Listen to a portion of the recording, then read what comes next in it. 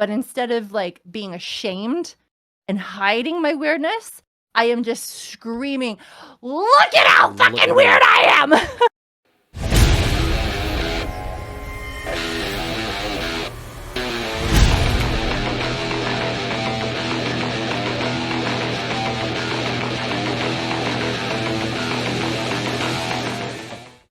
So some of those, like I said, I try to keep this kind of like free for, or just relaxing. So I mean, just we talk about anything and everything, and whatever you want to talk about. If you want to lead off on a question or something like that, feel free. Lead off on a question. Yeah, no, I was reading your name at the same time I said that.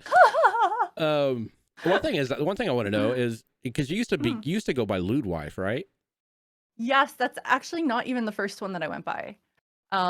So originally I was Chandra Live. My name is Chandra, and I was live. There was a little drama in the real world space, and I had to like take that out immediately while I fixed some things that were doxing me. I fixed them, so we're all good now. And by that point, I couldn't change it back. And I was Lewd Wife based on, I was in my chat and I just took some suggestions. I saw it was available and I just went, boom, I'll take it. It works, right? So it was like no research, no preparation. I just like went for it and became Lewd Wife. And it fit me, honestly. It was good. But like at the same time, I'm in the middle of a divorce. So I was like processing it in my head over the next little bit. And I'm like, I don't really want to be Lewd Wife because I'm not wanting to stay. Yeah.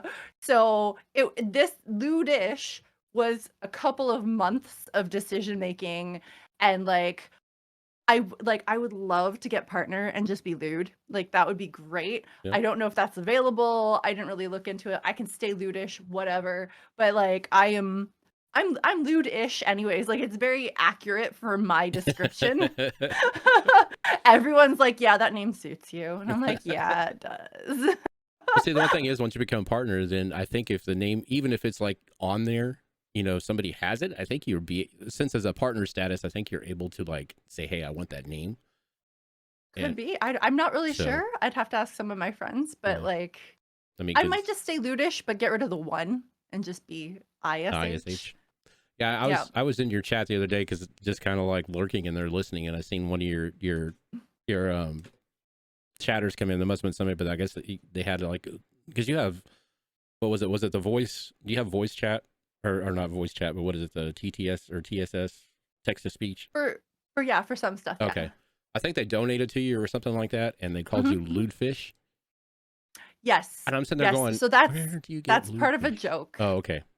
So when I rated into a really big streamer, actually when Ann Mackey and I did, and it was the one Raquel who sat on cupcakes and got banned. Oh, okay, yeah. And we did a little homage by sitting on cupcakes. And yeah, that was funny.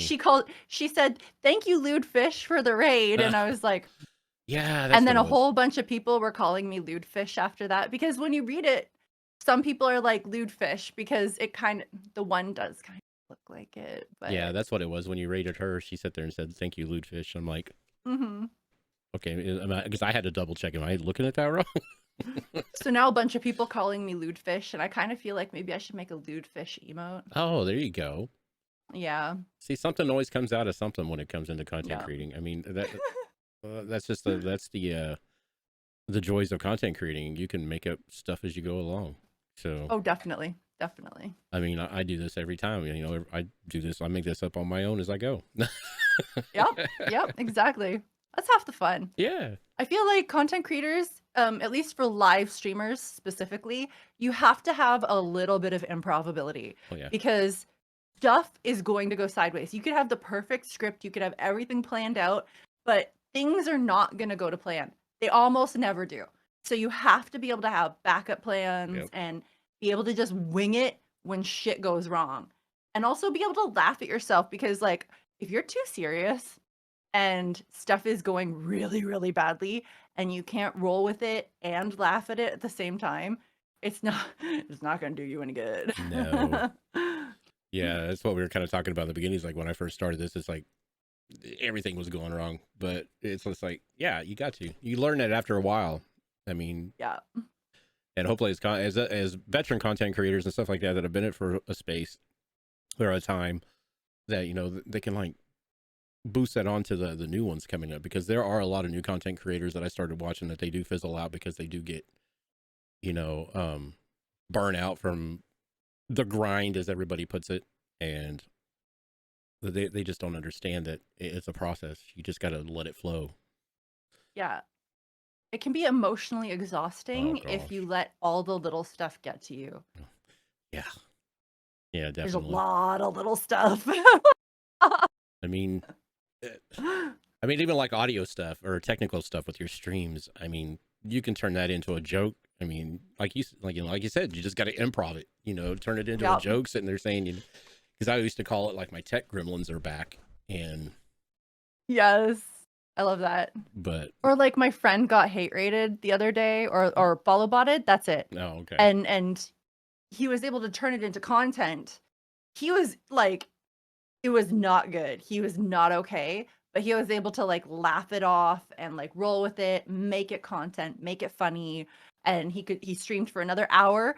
It eventually wore him down. I mean, come on, after like 5,000 bots, it gets to a point. Yeah. Yeah. But at the same Wow. time, like for the first hour, he was like making jokes and doing this whole like shtick with it, and like it was really, really good. And I mean, content creation, we're all human, Yep. some things are going to get to us, and after a certain point it's reasonable, but like the first little bit, you gotta know how to laugh. Yeah. Yeah. It's just like, do you deal with TikTok a lot? I am the worst TikToker. I don't know how to TikTok very well. I only just got over 1,000 followers, and I don't even know how that happened, other than I was actually using the app one weekend, and I went from 500 to like I got 700 over the one weekend, Oh and I'm wow. like, okay, Yeah. yeah. Yeah. I So don't that know. Yeah, I started dabbling with the TikTok live, and I was on there one time, and of course you got trolls on there, just as you do on any other platform. And I had this one coming in. We were just sitting there chatting, and I had this one coming in, and his name was, what was it, TikTok Reporter? And I'm like, okay, he was talking, and he kept putting in my chat. It's like, okay, this is your first strike. This is your second strike. I go, dude, I kept sitting there going, what am I doing wrong? Tell me, just going along with it. It's just like, it finally goes, no, dude, it's just a joke. It's like, you don't do that to people, especially if they just started streaming. That just like Right. stresses them out completely. Especially how easy it is Oh to my get goodness. banned on TikTok. TikTok is brutal. People just look at the camera wrong and all of a sudden they're banned, and it's like, what just happened? See, and that's I what, knock on wood, I haven't been banned on TikTok yet, but I'm like, okay, when's it gonna happen? yeah. Yeah, I mean, it's just like you never, especially like if you're free flowing content, you're used to, streaming on Twitch or something like that, to where, yeah, there are rules, but you've got to do something really, really bad to get banned on TikTok or on Twitch. But yeah, it just seems there you can, like you said, you can look at the camera cross-eyed and it's like, okay, I don't like it, and they ban you. It's like, Yeah. or somebody reports you, and yeah, it's crazy. Yeah. Hopefully they fix that. I think if they fix that, I think TikTok will be a pretty good platform. Honestly, I feel like Twitch and TikTok, they just need people. Yeah. Like real human people to like, because the bots or whatever they're using, they just auto ban so many people that don't deserve it, and then they don't follow up on it, and they just do, like, both platforms do not have enough people to confirm what's going on. Yeah. And I think that would make a world difference, because there's so many people who deserve to be banned who aren't, and there's so many people who don't deserve to be banned who are, and it's like, what is going on? Yeah. Yeah, I just, yeah. Like I said, that's one of the things that I'm just kind of scared. I'm getting better at it the more and more I go live on there, but it's just like I'm really scared about going live on TikTok for that fact. It's like, okay, Yeah. I've done so much. Well, I had my account hacked last year, so I don't have a lot of stuff up there. Yeah. So I had to like restart. I got my account back, but I had to restart everything because the dude went in and erased all my videos. Oh, that sucks. So I'm just kind of like, it's like, all right, I'm in the middle of a rebrand. I'll just start doing something different as I go on. So yeah. But I kept all my followers and everything else, so that helped. But I just lost all my content. Yeah. But yeah, TikTok is weird. TikTok it's a different community. I think it's one thing too. Oh yeah, is it ever? Is it ever? I mean, don't get me wrong, there's some toxic people on Twitch, but TikTok, it's like there's just like that many more. But I mean, I think that's because there's that many more people, period. Like there's, you know what I mean? Like there's so many good people on TikTok. There's so many good people on Twitch. I love my community. I've always managed to find like such good people, and I'm quick to, well, my mods are quick to ban. My mods are quicker to ban than Oh, I yeah. am. I give people too many chances, and my mods are like, no, no, no, we banned them like 5 minutes ago, and I was like, oh, okay. Yep. But like I think because of that, it's nice. Yeah. And I feel like with TikTok personally, anytime I go live, I just expect I'm gonna be banned. Yeah. And I know that maybe that's a weird mentality, but like if I expect to always be banned and I'm not, and so far I haven't been, hey, Yep. look at that, we're still going. Exactly. Yeah, It's a positive.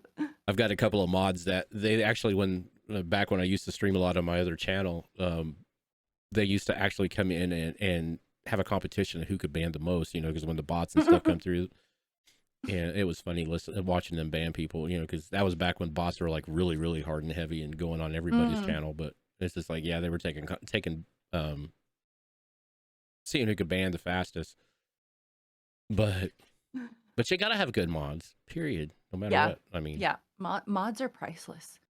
Mods are gold, honestly. They're just like so valuable.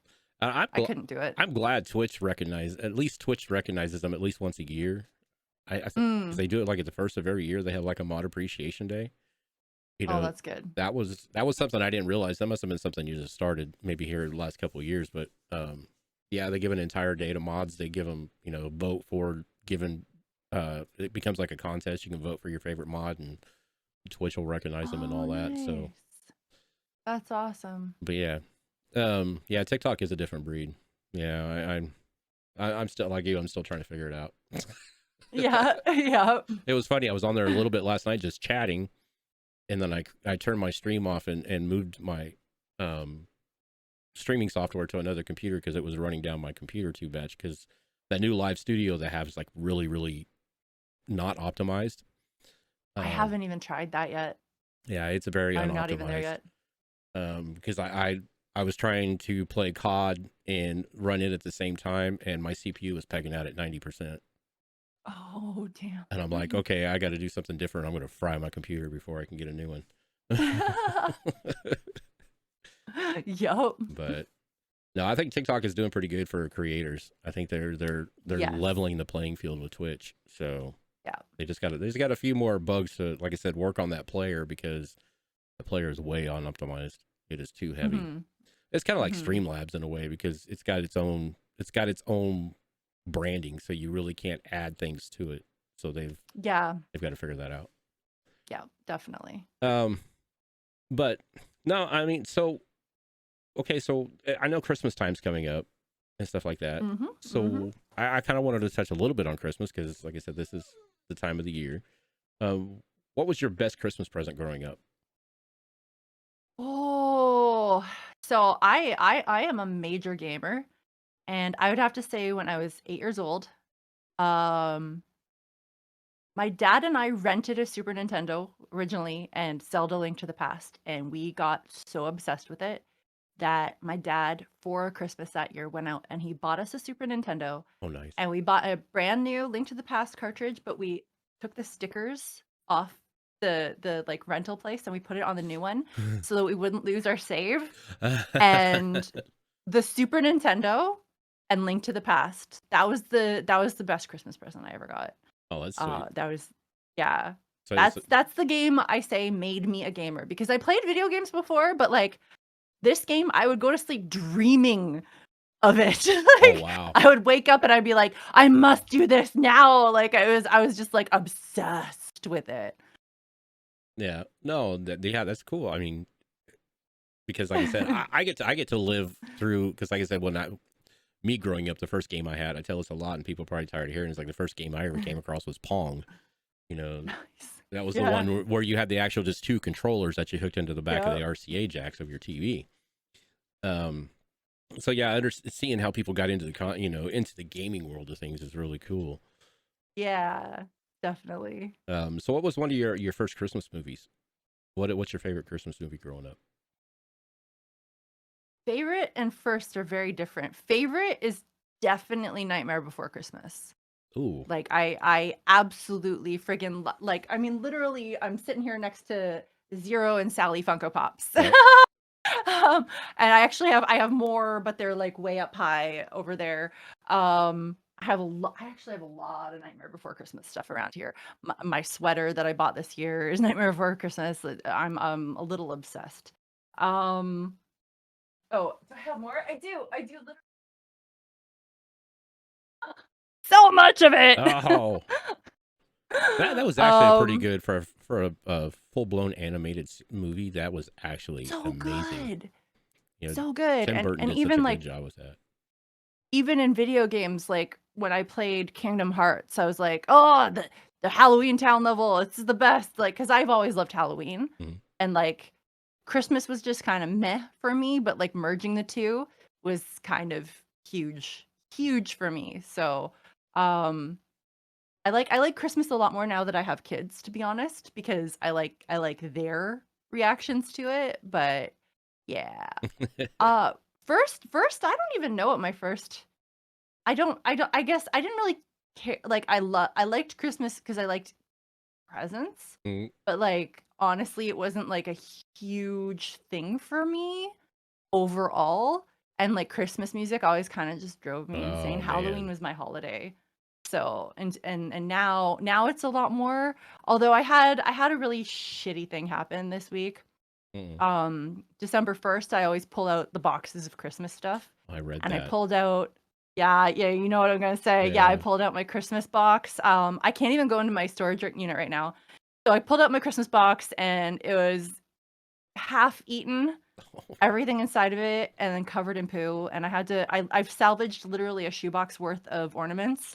Oh no. Um, and that's it. And that's because I like cleaned them and they're ones from when I was a kid and things. So I'm like, I have to save these. But like my Christmas cards from relatives and things like that I've had for years, they're gone. Oh And man. so the pest control comes tomorrow and I get to see what else is destroyed in there because I have an entire another box of Christmas stuff, all my Halloween stuff. I have a whole bunch of like books and like oh so many things down there that I'm scared. I'm so scared to find out what else is trashed. Oh no. But tomorrow, after the pest control gets here, I'm taking my kids shopping and we are buying a whole bunch of new Christmas stuff. And, it's just, I keep telling myself, like, it's just stuff.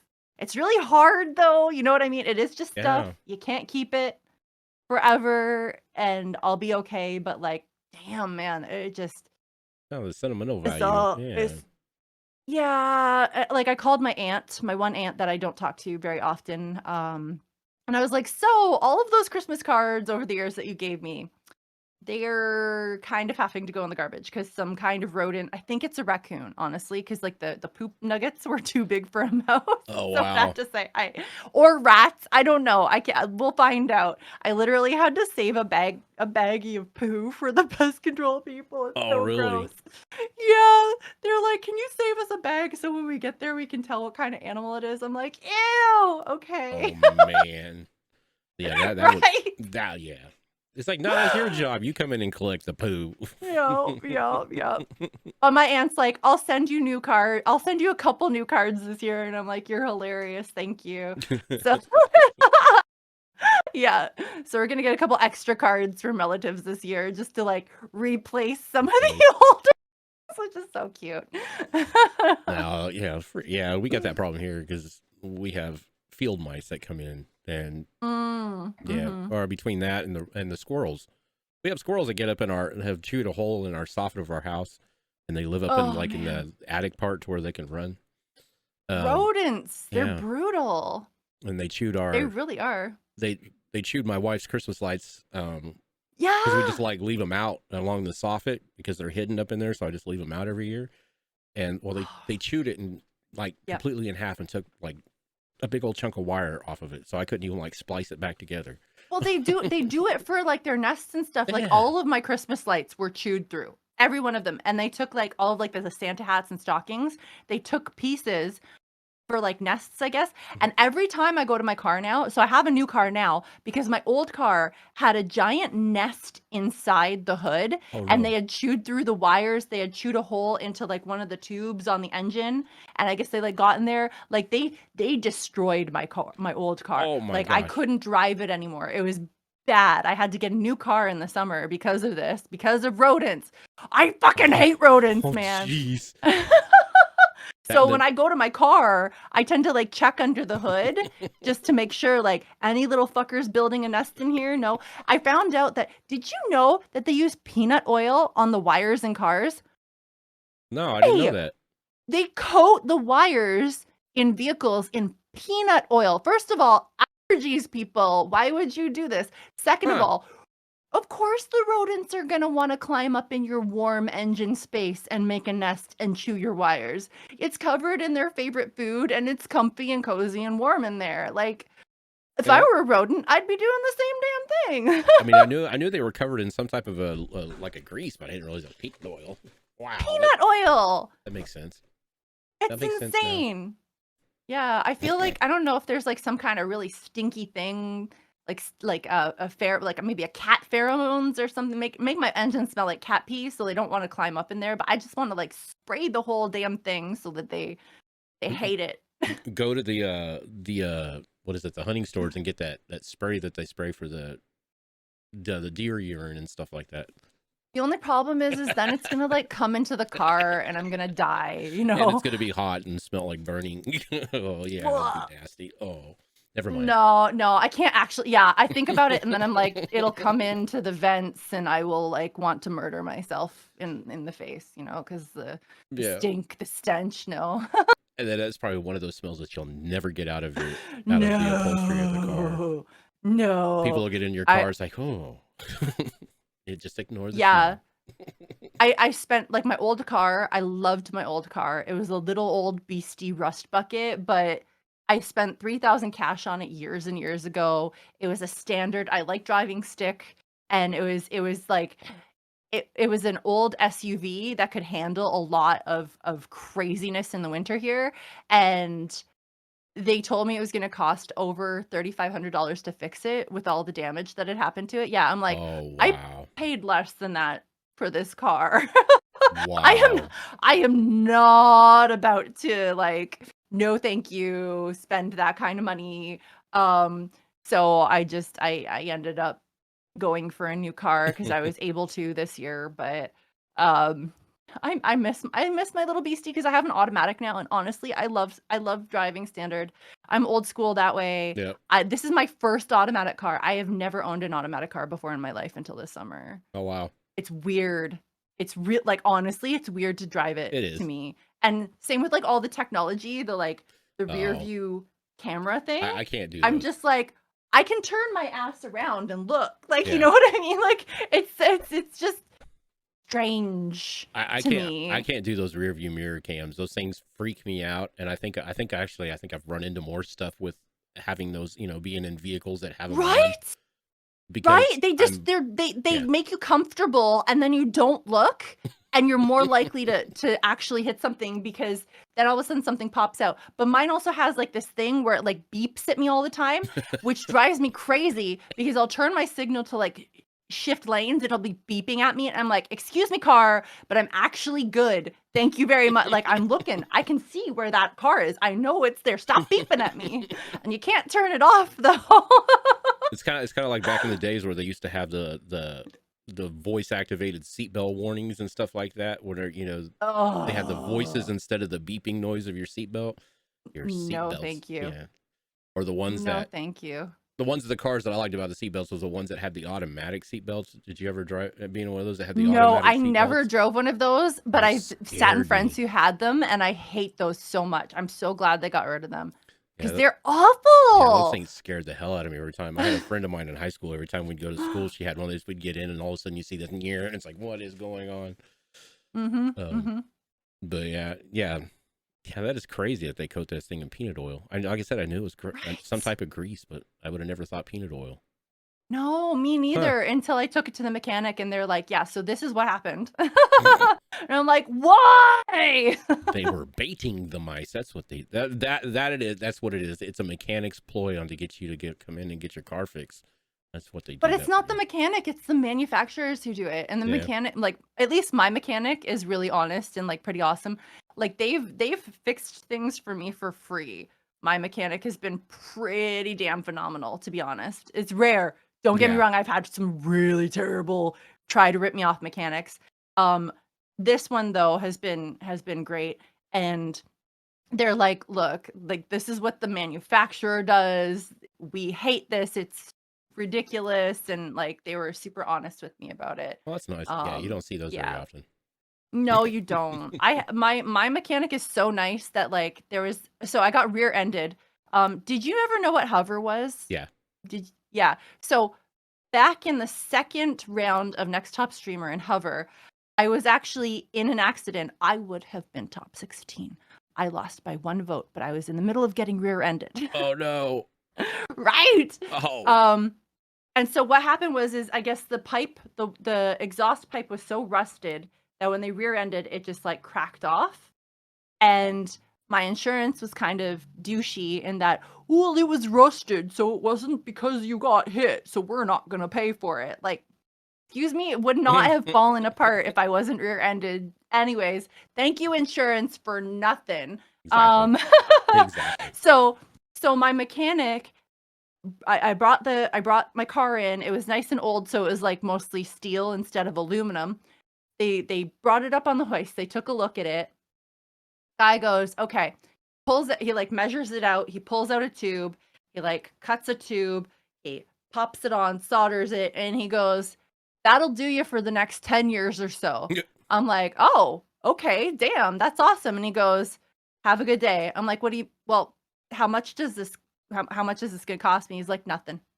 I'm like, "What do you mean nothing? You Oh literally wow. just sat there, you, like, cut the tube, you soldered it on, you did the work, you like, I need to pay you."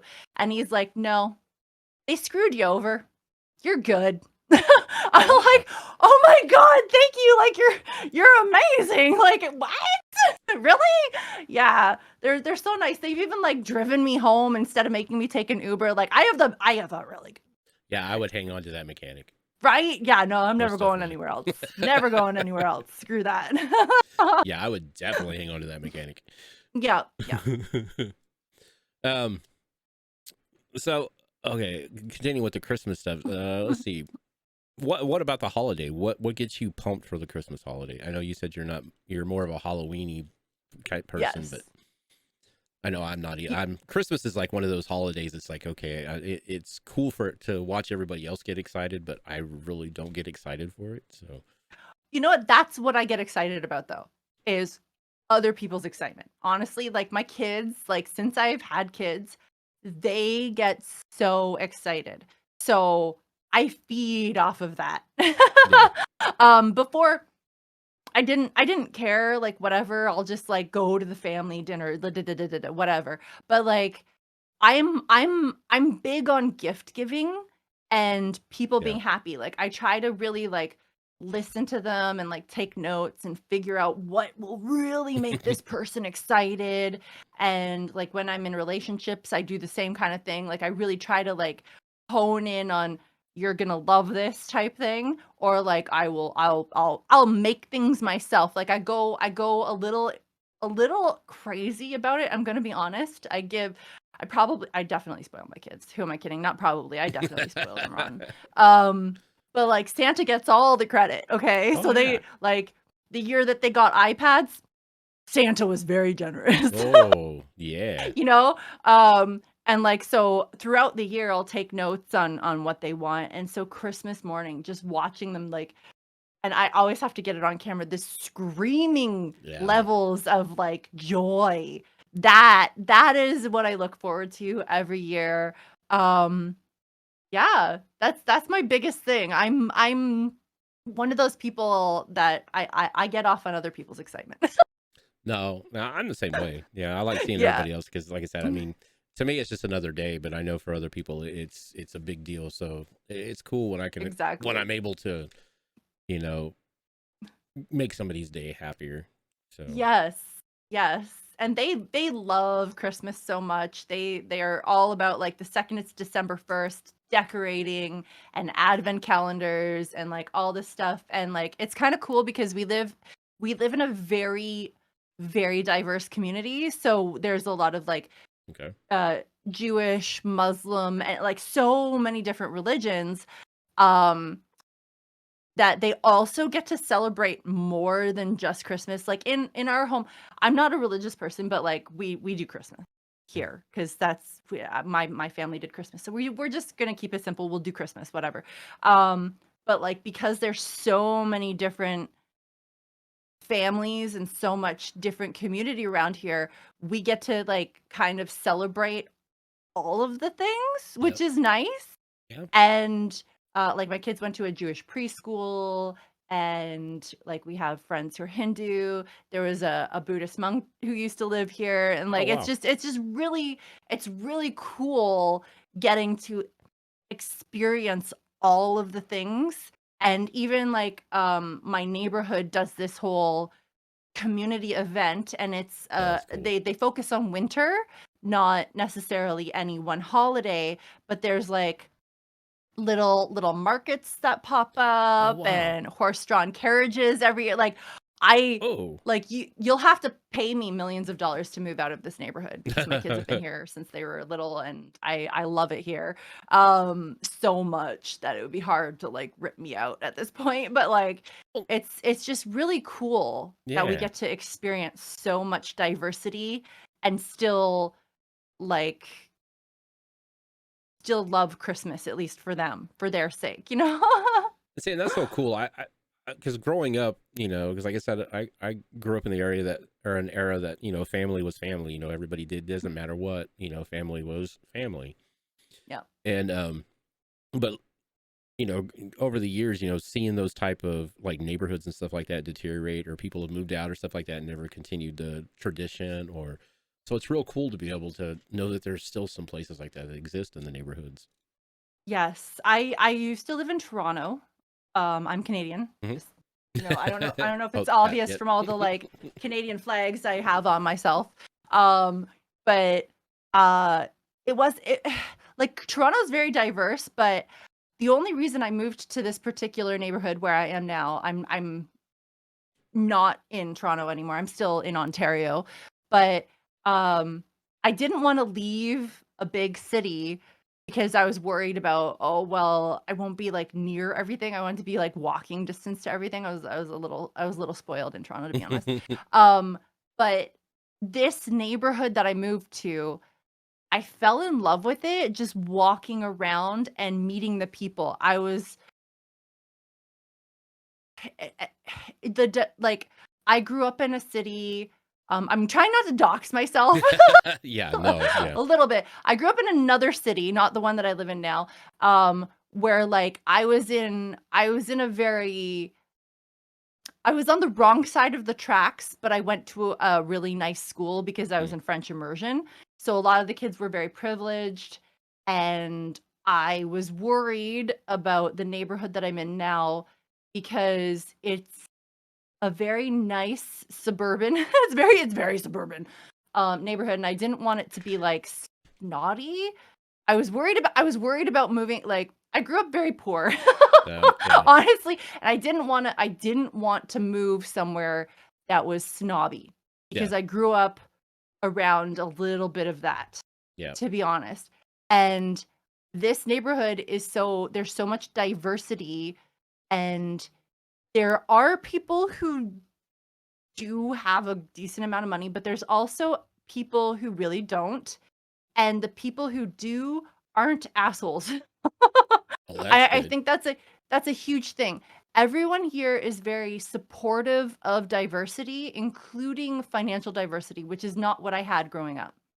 Um, and I was concerned about that, but coming here, I feel so blessed. I am not in the rich bracket, I'm gonna be honest. Yeah. But Oh, it doesn't matter. Like, people just don't seem to care. People don't care if you're rich or poor, if you're white, black, Asian, like any ethnicity, people are also really supportive of LGBTQ plus in this area. Oh wow, okay. I and my children are autistic, and there's huge supports here for special needs. And it's just like, I don't know what it is about, like, I can't say all of Canada is like this. It's not. There's a lot of shit going on in Canada that Canadians don't want to admit to. There's a lot of bullshit racism in Canada. We just like to hide it very well. But I am very blessed to live in a community that is so fucking accepting. Like, I don't want to ever move because it's so accepting.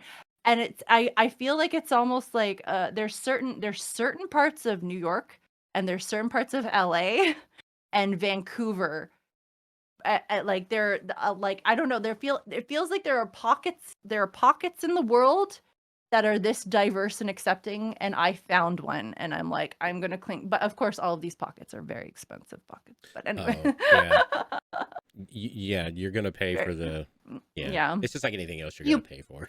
It's true. You pay for quality. I feel like I found quality, and acceptance, understanding, and like even people, people don't understand everything, but they just accept you.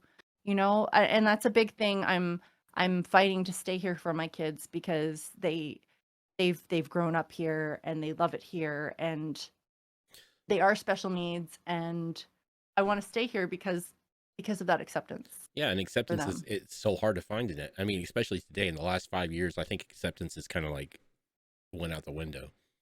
I mean, so yeah, it's really nice.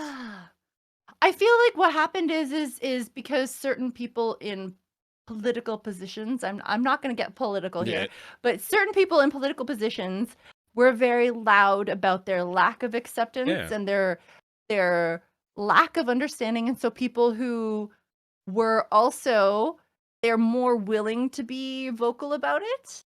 And it's so it's, I feel like it's kind of a pendulum, you know what I mean? And I feel like the pendulum is kind of going backwards a little bit in certain ways, sadly. Well, I think people are finally not scared to voice. I mean, I think that's one thing that's happened in the last few years. I think people have actually got over the fear of just standing up for themselves and standing up for what they believe in. It doesn't matter what side or where you believe in. It's just cool to see everybody standing up for what they believe in. Yes. And instead of letting the quid pro quo take over and say, this is what you're going to do. So. Yeah, no, it's very true. But I'm glad, it's hard because I'm very much a freedom of speech. Like, you should be allowed to say it. What's up, man? Sorry, I saw her at the same time. But like, freedom of speech is a thing. At the same time, can you just be a little respectful, assholes? Okay. Exactly. Of course, I'm calling them assholes, but But no, yeah, I think, like I said, I think the last few years, I think is, like I said, that's the only thing I think is probably really positive came about, is that people are not afraid to stand up for themselves now. And I think we lived so long in the shadows of everything that's gone on prior that we were just kind of scared to stand up. I mean, because I feel like like I said, not to get political either, but I feel like the political movement is kind of a weird type of political movement compared to what it was back in the 60s and the 70s, because there's more freedoms down what there were back then. So I think people are able to exercise it. I'm so excited. Honestly, I'm so excited to see the world that my kids are going to grow up in. I know so many people are like, oh, I don't want to have kids because like the world is so fucked up, blah, blah, blah, blah, blah. And I'm like, okay, I'm watching these TV shows talking about my childhood, okay? And I'm looking at how fucked up it was then. And I'm like, you say that it's fucked up, and it is fucked up. Don't get me wrong. There's so much gross stuff still in the world. But when I look at where my childhood was, or my parents' childhood, or my grandparents' childhood, I am so looking forward to seeing where the world is in 20 years. Like, it's the difference between 20 years ago and now. It's wow. Like, we have made some serious leaps and bounds. There's some really fucked up things, but we have made some serious leaps and bounds in a lot of places. Oh yeah, definitely. Yeah. No, And I think we will continue. It's just like, because people make fun of me because, like I said, I'm from an older generation. I turned 50 this coming year. And Happy birthday! thank you. Coming up. Freedom fucking 50. That's Yeah. what my mom called it. So it's just like, because I remember when there was no internet, Yep. I remember when the internet was out. Man, if I would have jumped on the internet bandwagon when it started off back in the early 90s, it's hard telling, I could have been the next Joe Rogan or whatever, or I could have been Joe Rogan and him being, stuff like that. So it's just kind of, but it's just one of those things that we all believed that the internet wasn't going to be, it was just a fad, Yep. And look at us now. Right. I wish I had stuck with it because so I am turning 40 this year myself. Oh, well, happy birthday to you. And thank you so much. I started the internet back when I was like 11 or 12, 14.4 modems. My dad was like, this is the fucking future. We're getting a home computer. I was literally beat up for having a home computer. Can you imagine this? I was beat up at school because I owned a home computer. Beat up at school for having a home computer. I literally was. I was called a nerd and all kinds of stuff because like, who has a computer? Like, really, people? Okay. Eventually it became cool and more kids got it, yada yada yada. But like I was one of the first at my school. And I wish I had stuck with it because who knows where, you know what I mean? Like it's like one of those things that like who knows where would we be right now? Yeah. But I was really lucky that I got into it early. Yeah. No, Yeah. and that's what I'm saying. Now, you walk around with a computer in your hand and stuff like that. It's just, I know, it's crazy. and you can't get rid of it. It's like everybody Nope. like ditches technology. It's like, oh, technology is evil, but you cannot live without technology anymore. It's impossible. No. I mean, you can't can't do anything without it. My friggin' doctor, I'm like, can you please phone me?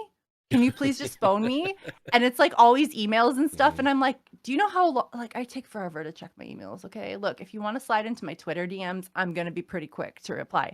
For me, I am slow compared to 99% of human beings on earth to reply to Twitter and texts and all that shit. But you phone me, I'm going to answer my fucking phone. My doctor will not phone. It's all emails. And I'm like, damn it. I am a phone person. See, and I'm the other way. It's just like, I will text before I talk on the phone. I hate talking on the phone. I'm not gonna lie. Oh, really? I despise talking on the phone. I still have a landline. Yeah, we got rid of ours. Nope, I will keep mine forever. I don't care. When the power went out in Ontario, like almost all of Ontario, the power went out. Everyone was screwed. I was able to call my grandparents because me and my grandparents were the only people who still had landlines. I could check on my mom. I could check on my grandparents. Everything was good. I was okay. I can call 911. Are you making fun of me, Ann Mackey? Yes, no Handmaid's Tale except for the landline. I need the landline still. Okay, leave me alone. It's a copper wire. It will never go down. No one else can call 911, but I can. Ha ha. Yeah, that's true. That is true. Yeah. I mean, thinking of that way, it might not be a bad idea to go back to a landline just to have it as an emergency. Right? That's the only reason why I got one. I didn't have one for years, but having kids, I was like, I'm gonna get a landline again. Screw it. But the question is the landline going to go away like the payphones did? So there's actually still payphones where I live. So I don't know if they'll go away completely. Bus stations, airports, and there's a few other key places that do still have payphones. So they're not completely gone, to be honest. Yeah, I think I'm talking like internationally. If you go, what was it? San Diego when I went to TwitchCon, they still had payphones in the airport. Really? So there are still payphones in place. You can't go to a restaurant or a bar and find a payphone usually, but if it's like there are certain key locations that payphones exist. But yeah, no, landlines are slowly disappearing because I know my neighborhood is really old and they're trying to replace all copper wiring with fiber optics eventually.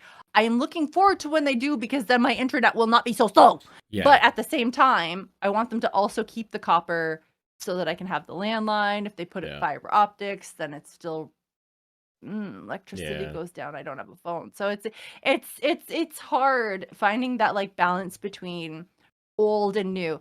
Like I love digital music. I love records. Fiber is gold.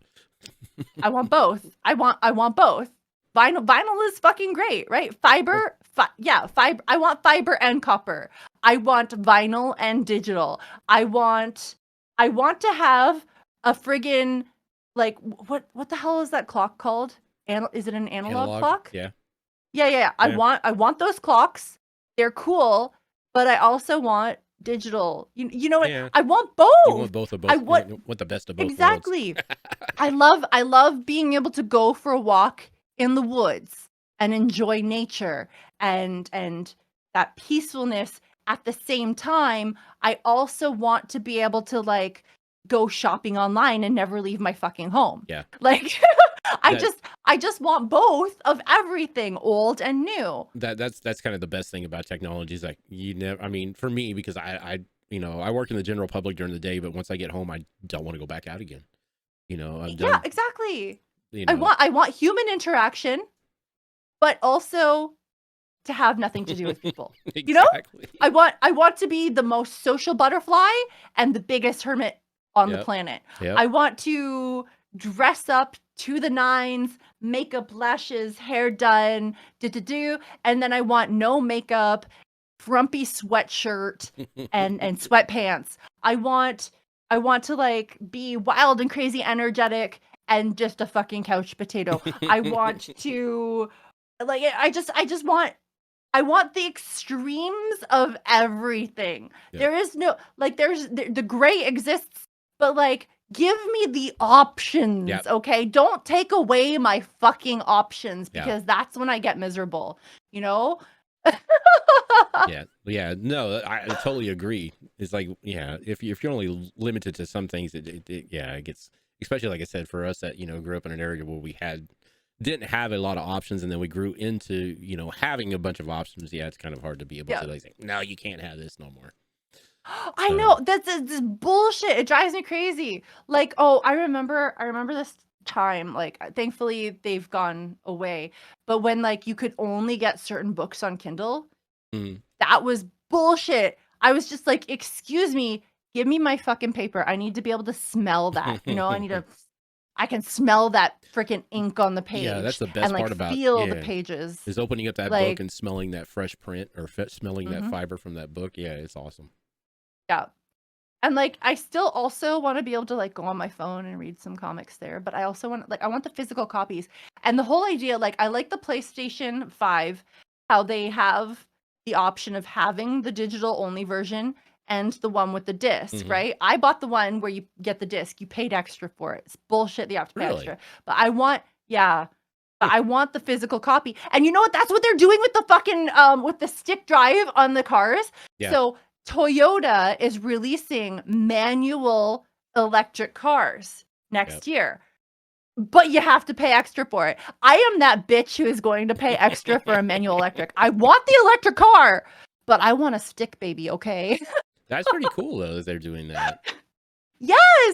I looked all this year. I was like, I want an electric car, but I want a stick shift or I want a hybrid. I bought a hybrid car. It's an automatic. And I was like, I don't want an automatic. And like, they were like, well, next year we're releasing. I'm like, look, my car is dead. Like I'm talking, I cannot drive it at all. It is just destroyed.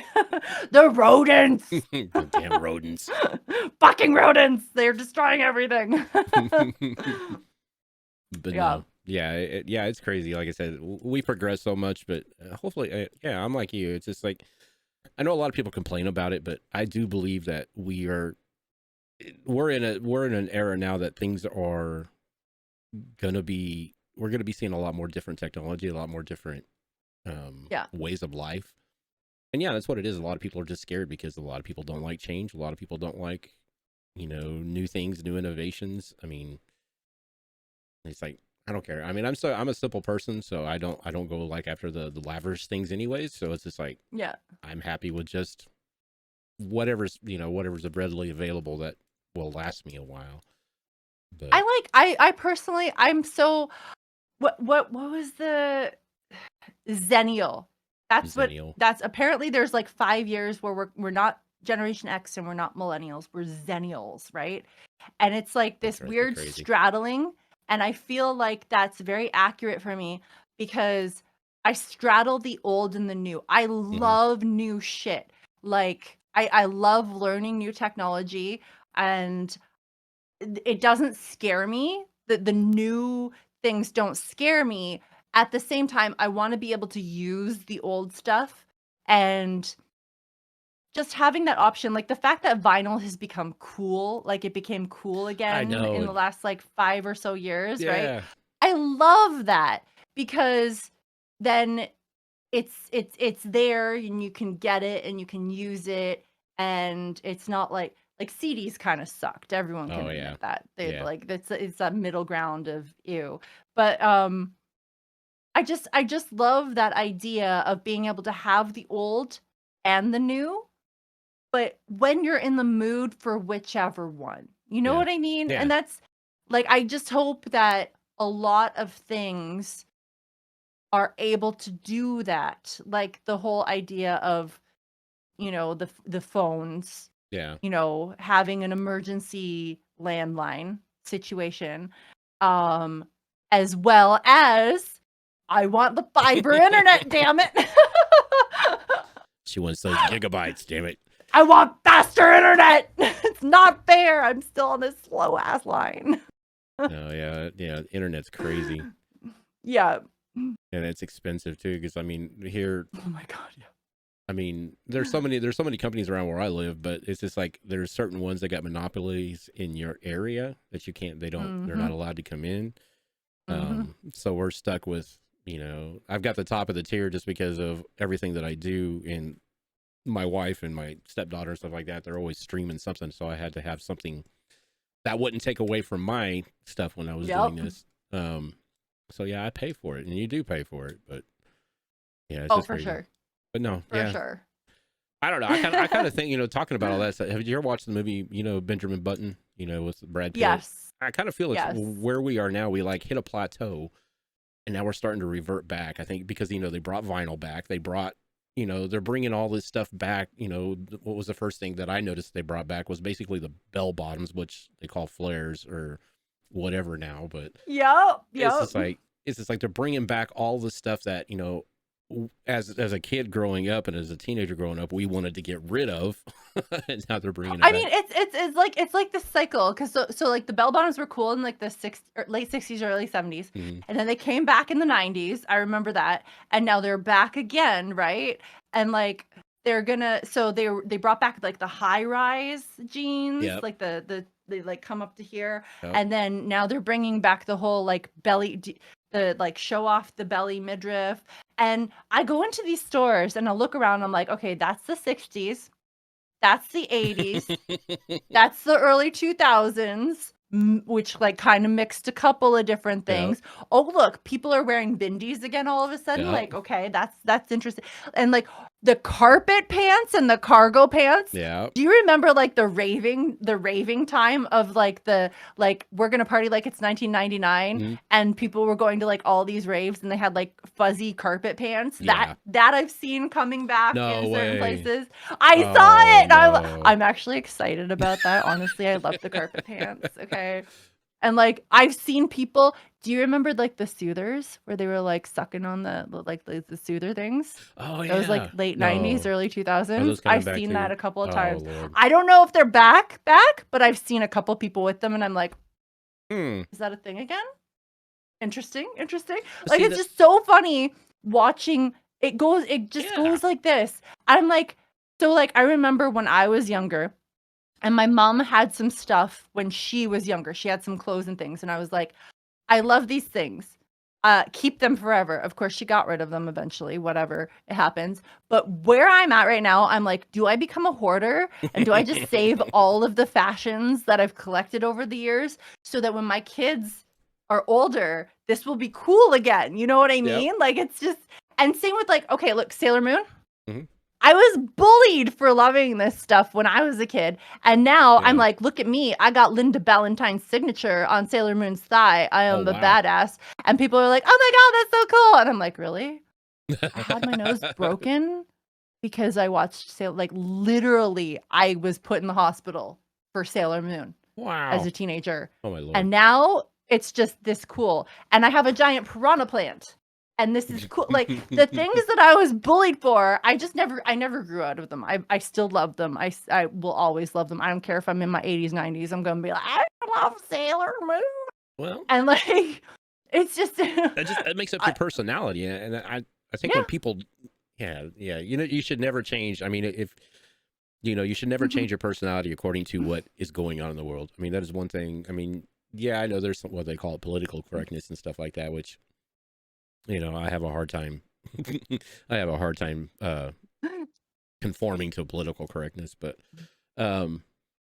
yeah, you just never stop. You never need to stop your personality, what you grew up with, what you need to right. be, Yeah. because it changes you, and you shouldn't change for anybody. I mean, that's just plain and simple. Yeah. But speaking of that, I mean, okay, we were talking a little bit about, you know, school and stuff like that, and all the bullying that you got in school. But what was your personality in high school? I mean, was it always this outgoing, or was it? So, so I really like astrology. Okay. I'm actually really big into it. And the way I talk about astrology is there's nature versus nurture. Yep. Okay. So my nature is very out there, outgoing. I'm very fiery. I'm an Aries. Okay. I'm very in your in your face. Okay. Mhm. The thing is though nurture, I had a lot of it l- literally beaten out of me. I'm gonna be brutally geez. honest. I had some really horrible things of like abuse and bullying and stuff like that in my childhood and teens and homelessness, and it fucking sucked. So in high school, I was really quiet. Like I was super super quiet unless I really really fucking trusted you, Mm. and then people would see who I really am Yep. come out. So I would just always be like, people thought I was a wallflower or a librarian type, and just like I would just be like in my books, in my comic books, in my video games, in my like novels and stuff like that. And that's all they would see is just me being quiet in the corner. Drama class, it came out a little bit because an art class because I'm always been very creative, so I could be a little bit more myself where people could actually see it. Mhm. And um me and my friends started an anime club Oh wow. Oh cool. type things, like the people who really knew me type thing. And then sometimes for like drama, when I was acting, I could actually like really be out there on stage and be myself. Which is why eventually I think I became an actor, is like this is all really who I am. Like I love these things. But I was so reserved and quiet for most of my teens and early 20s, to be honest. And I couldn't be myself in public, and it still comes out even to this day. I tend to like, if I first meet someone, I'm just really quiet and I observe. And Yeah. I try to figure out who are you? Are you going to accept me? Are you going to judge me? Can I trust you enough to be myself? I am really working on not being that way. I'm just trying to be myself. I am loud, I'm obnoxious, I laugh. Like if I'm by myself, I will go to the movie theater by myself and I will laugh so fucking loud. No one else is laughing. I don't care. I am screaming and howling in that movie theater. People are looking at me like, "What's your problem? I'm watching the movie. It's funny. You don't get the joke. That's fine." That's on You you. know? Exactly. It's not my fault you don't get the joke. I remember, what was it? Oh God, there was this movie that I went and I was in Florida and there was a bunch of Canadian jokes in it. Well, oh, The Love Guru. And Love there's like Guru. the hockey thing and Yeah. like there's a bunch of Canadian jokes. I was literally howling, screaming, laughing. The rest of the theater was dead quiet. No one else was laughing at all because I was the only Canadian in a Florida fucking movie theater laughing at these Canadian jokes. And people were giving me these dirty looks, and I was like, I don't care. It's funny to me. So I'm trying to be more myself, but like back then it was a lot harder for me because I was younger and then, Yay, Yeah. trauma. Yeah. But yeah, no, I was really reserved, and so like people who saw me then and see me now, they're like, "Who the fuck are you?" And I'm like, "Well, actually, this is who I am. I'm just able to be myself more. Hi, Yeah. nice to finally meet you, or rather, nice for you to finally meet me, There you I go. should say." Yeah. There's a couple of people on my Instagram, for example, who I went to elementary school and high school with, and we've had these really cool conversations now that we're like adults. And uh it's so cool because they're like, you were just so quiet and you were like really weird and da da da da da. And I'm like, look, I'm still weird, but I'm just louder and more willing to be myself about it. Like I'm still that same weird kid, but instead of like being ashamed and hiding my weirdness, I am just screaming, look at how Look fucking at weird me. I am. So do you think like content creating and streaming has helped you out, like made that amplified? I I mean, yes and no. I found these things about myself before Before? content creation, but I have found more of a community now that reinforces my supports what is already there. Oh, that's good. Yeah. It's a bigger community of supports. So where I was already the gamer, I was already the anime nerd, I was already like the comic book girl. This was already me. I went to the first Anime North in Canada. I Oh, was one wow. of 5 females in a tiny high school gym size convention. Like, so these were already there, but I only found Twitch in 2019. Like, I did not Oh, know it okay. it existed. I wish I had known years and years and years ago, because I would have just fallen right into it like I had. And I had started acting, like I've been in a part of ACTRA, which is the Canadian Actors Union, for 12 years now. Oh, wow. And so like I've always this has always been me, but now I'm more visible about it, I guess you could say. Yeah. Um so it's just a really interesting thing that like it's been really beneficial to me mentally, because I see more people like me Yeah. now than I did say 10 years ago. Even though I was already an actor, I was already like I was these things. I had friends, I had supports. I knew that I was okay to be myself. But like now, instead of like 10 people, it's like 1,000, 5,000. You know what I Yeah. mean? Like it's just there's so many more people like me everywhere. We're Yeah. everywhere, and it's not this like, oh, closet shame. Like, hide yourself, you nerds, you know? Um I like, oh, TwitchCon was phenomenal. Phenomenal for this. Walking, just going out, just walking on the streets in TwitchCon. I was standing on this one corner in the Gaslamp district in San Diego, and I was looking. I was just looking around. I'm like, I know so many people.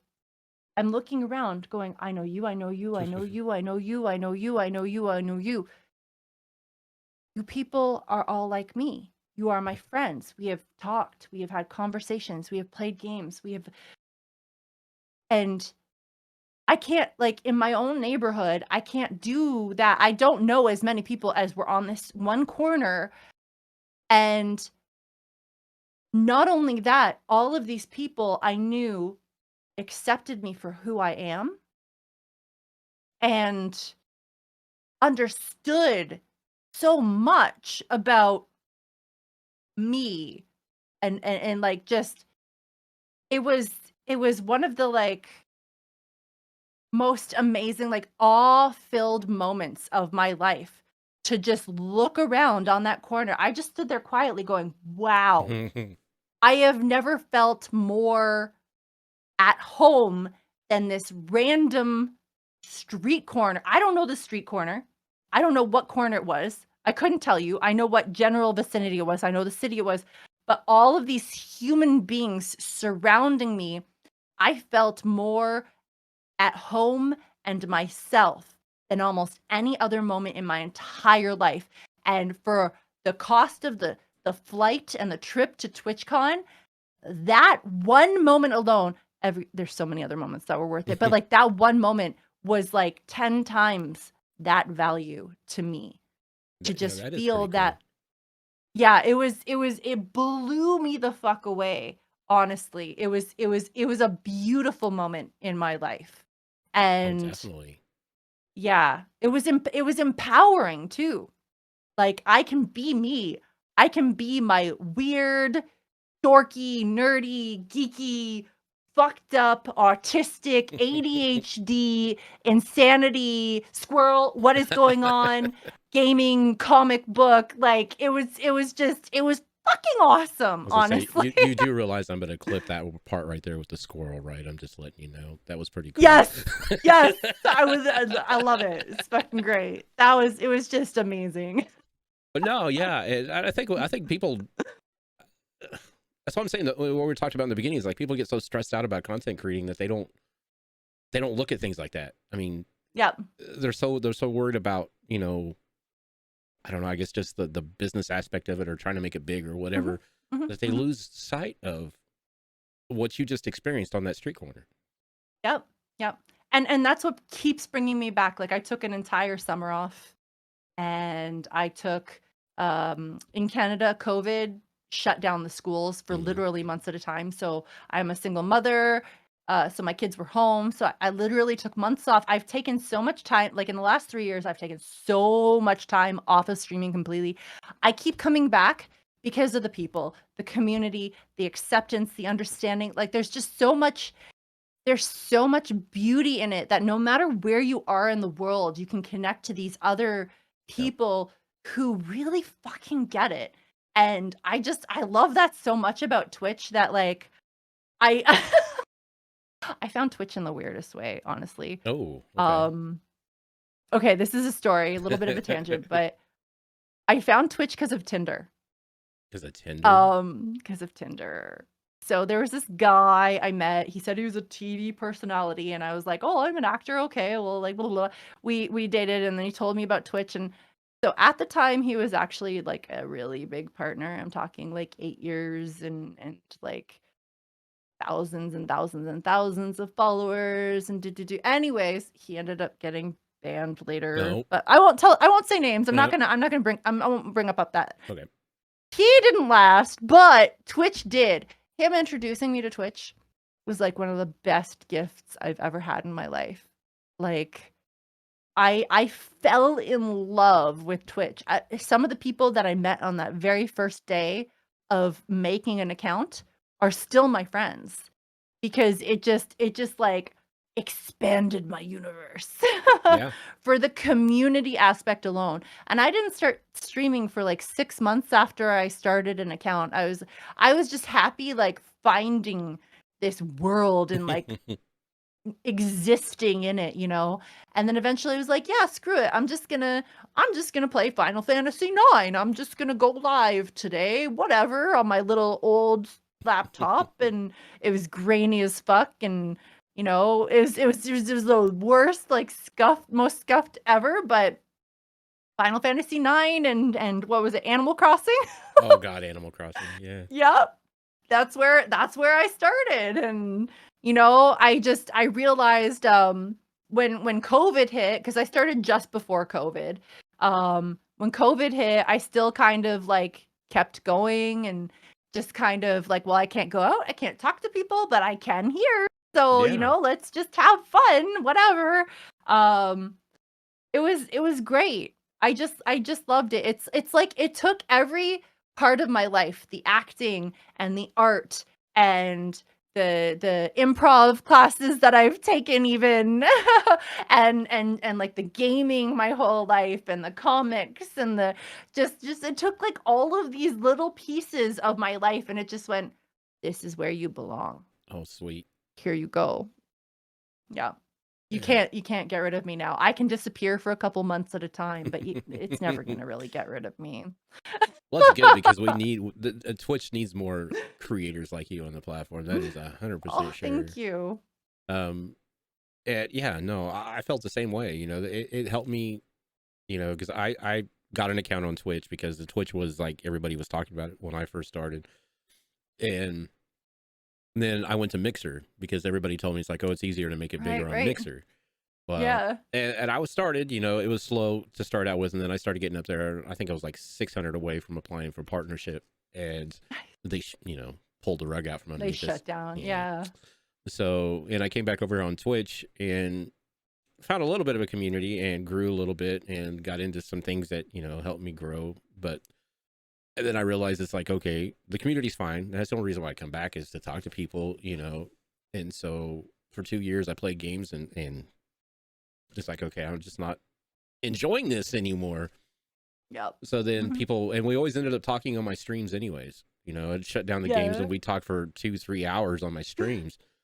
It's like, all right, I'm just gonna jump into the pool of the talk show things or the podcast scene, and so far this has brought me. I've met so many new creators and so many new people and personality that I still talk to on a random basis throughout. You know, it's just not like, okay, I talked to you once and then never talk to you again type thing. Yeah.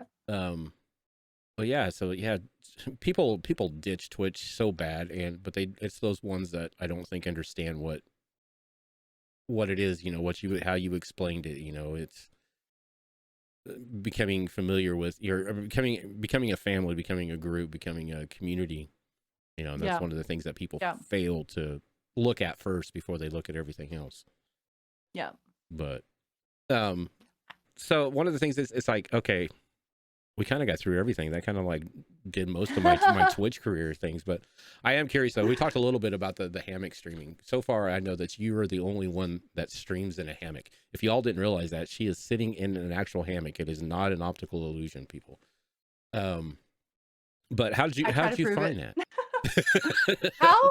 Yeah. Okay, so the funny thing is like I used to have a place where I had 3 hammocks in a sunroom.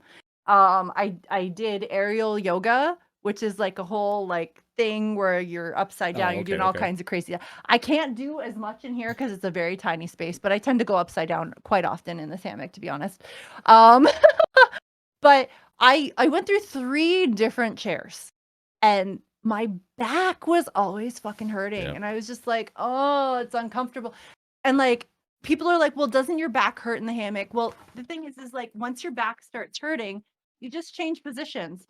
You're just in a, like, now I'm in a different position. My back is comfortable again. So in a streaming chair, you're just stuck in the same freaking position all the time.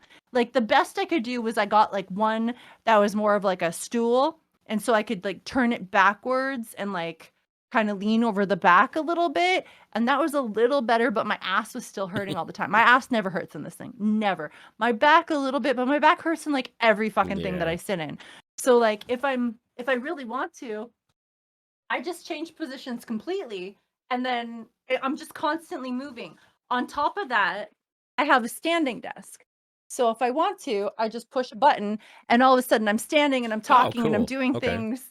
And so I feel like the ability to constantly move and shift and do whatever, and then like, you know, if I'm back in the hammock, I can also use this for like comedy where I'm like, oh my God, that's great. Like, you did what? Oh. Yeah, I was going to say, if you go into her streams, there's a lot of things. You know, and I just lost my headset. 1 second. Yeah, that's what caught me about some of her streams going in. I can't hear you. I was saying that's what caught me. I was to say that's what caught me about some of your streams. What drew the attention to some of your streams was seeing you do, you know, just moving around in the hammock and just doing all the crazy stuff in your hammock.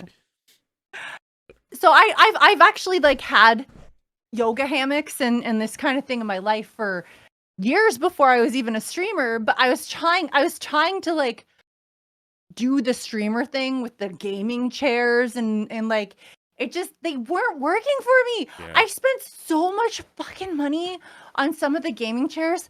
This hammock cost me $15 on wish.com. Okay.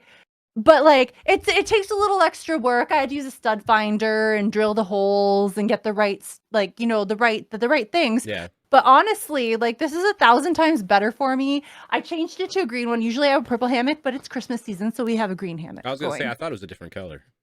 Yeah, normally it's purple, but December it's a Yeah. green hammock for Christmas. That makes So sense. and I'm in red, so it's Christmas, you know.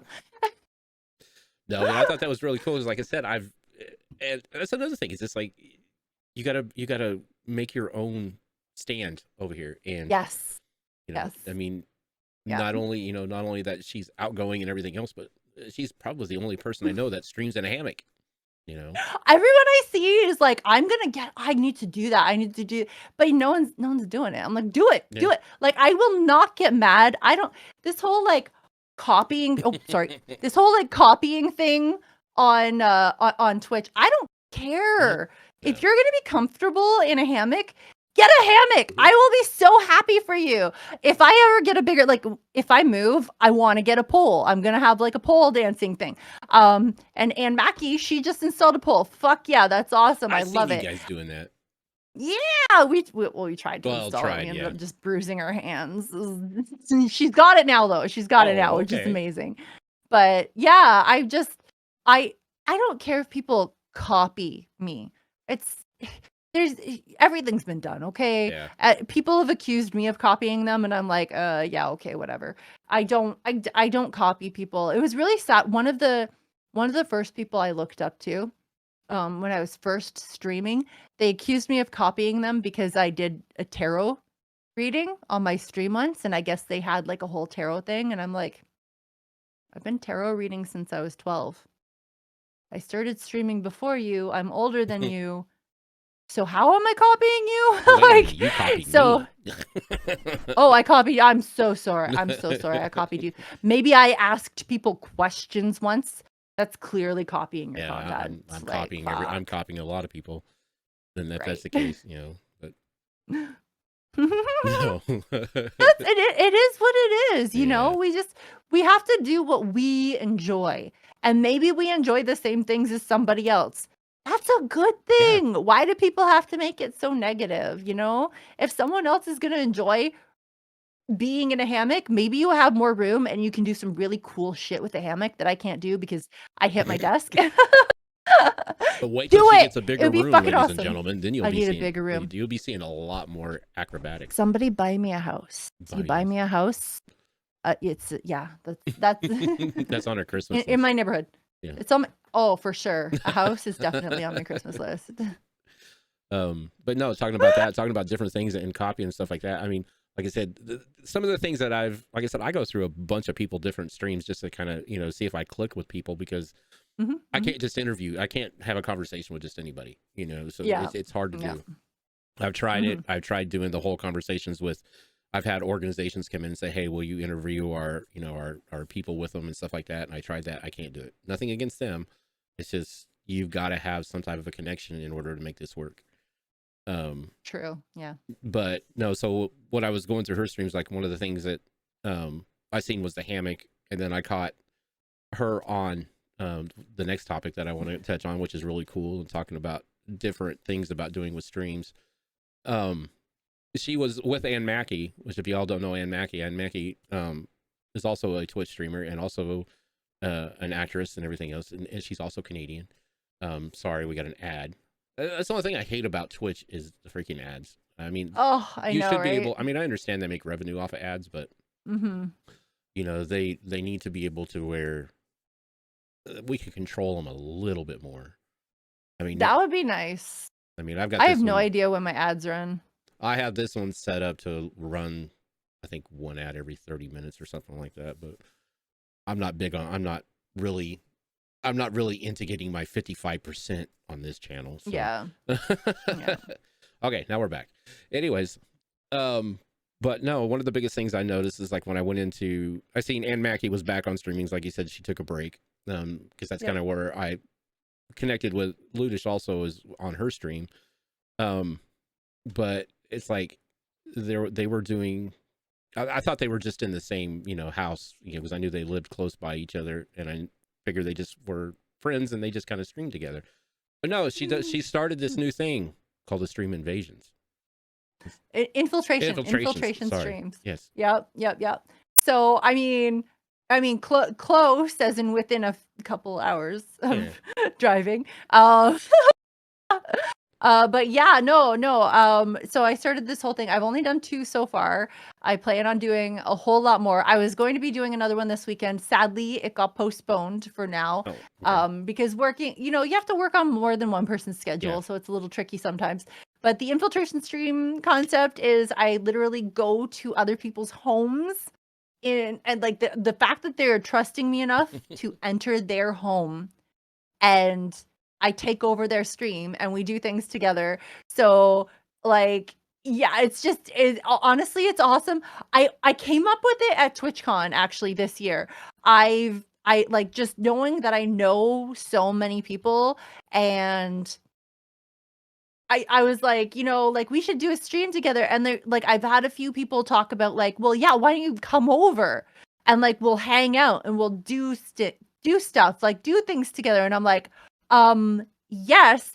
And then I don't know where the concept really fully connected to me, but I was like, I'm just gonna like tie you up and throw you in a closet and I'm gonna take over your stream. And it was like a joke, but at the same time I'm like, no, actually I'm kind of serious. Like, can I do that? Will you let me? You will? Oh my god. Like, if I had the money, I have people in Australia, I have people in like friggin' Europe and Asia and all over the state. I have so many people who have said like, do it. Just come on. Let's do it. And I'm like, oh, seriously? It's a little harder to find people within 4 hours of driving, because that's kind of like the driving limit that I have right now. I have people who are like, 2 hours of flying, but do you know how much friggin' like I have to be a lot bigger so that I can do this, because I want to do this. I want to be able to fly all over. I'm actually going to LA on Thursday, and I'm trying to get a couple of people to like let me do it this weekend. yeah. We'll see what happens. I have a couple people who are like, maybe, I'm like, come on, I'm coming all the way from Ontario, Canada to LA. Just let me take over your stream. No, that'd be so cool. Yeah, it's just, one, they have to trust me enough, and I can totally understand if they don't. Like, don't even get me wrong. Myself, personally, the idea of someone coming into my home and taking over my stream, like, ooh, there's like, I know about 2 people I'd probably let do that. So I do not take insult at someone being like, no, that's okay. So like they have to be willing to do that. I also have to be able to trust them, because there is a safety concern being a woman alone in someone else's home. I have to be able, so like it's a lot to have those in place, as well as being within a financially feasible traveling distance. Yeah. Like there's a lot involved in the infiltration streams, which is why only 2 have happened. Another one that is within driving distance is going to happen for sure. I have a few people who are within driving distance who are on the fence. I have like 6 who are 6 hours of driving. Oh wow. 6, but that I'm like, do I do that? That's a lot of driving. Like, I mean, even gas alone, that's a lot of money for gas alone. Yeah. And then I have at least a dozen who have offered, who are just I would be flying. Yeah. And 3 of them are in Australia. Wow. Like, that's the other side of the planet. Yeah. Australia would be cool. Yeah, what I would like, honestly, if I had the money, I'd be like, I'm so fucking the money and the time, single mother, whatever. But like, if I could, like, I'd be like, okay, let's do it. Let's do it. Like, I have 2 people in Florida right now who are like, come, like, let's just friggin' do it. I'm like, look, if I go to Florida, first of all, I have to bring my children. Like, I can't, like, that's gonna be too much time. Like, so it's just trying to find the balance of making this friggin' work.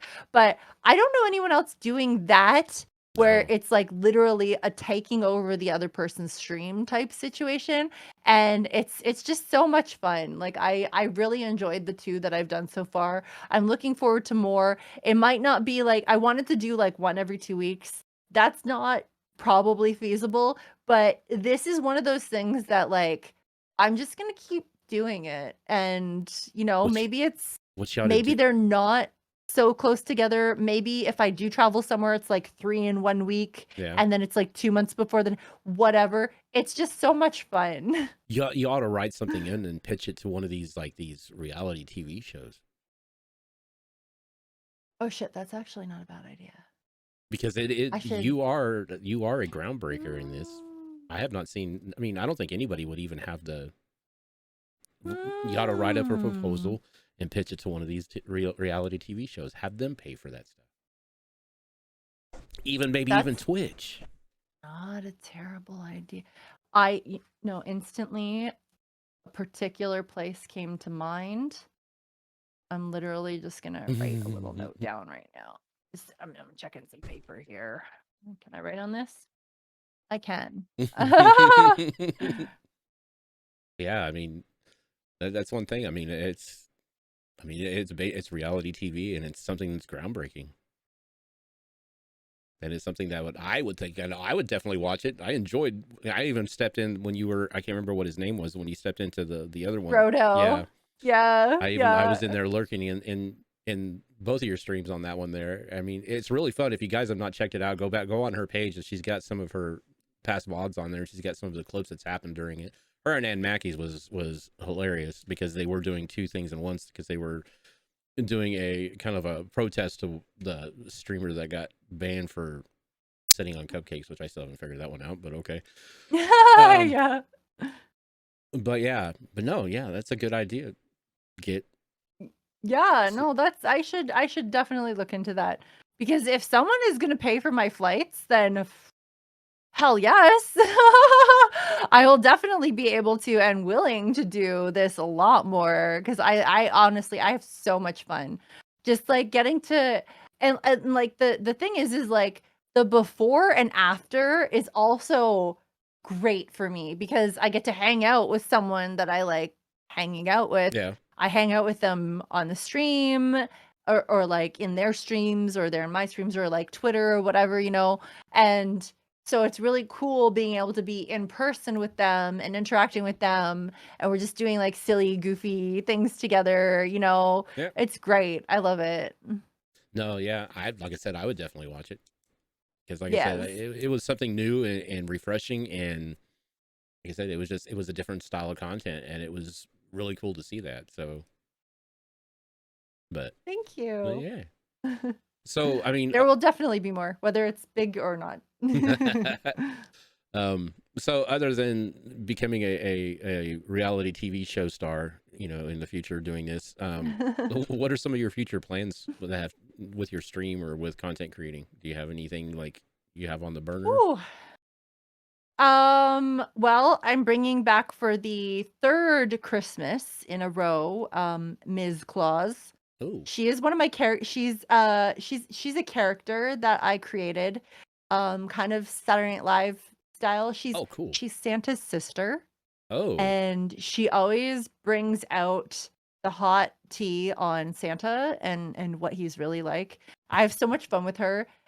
She was the very first improv slash like I mean, she's partly improv, partly structured mhm. character that I ever made specifically for Twitch.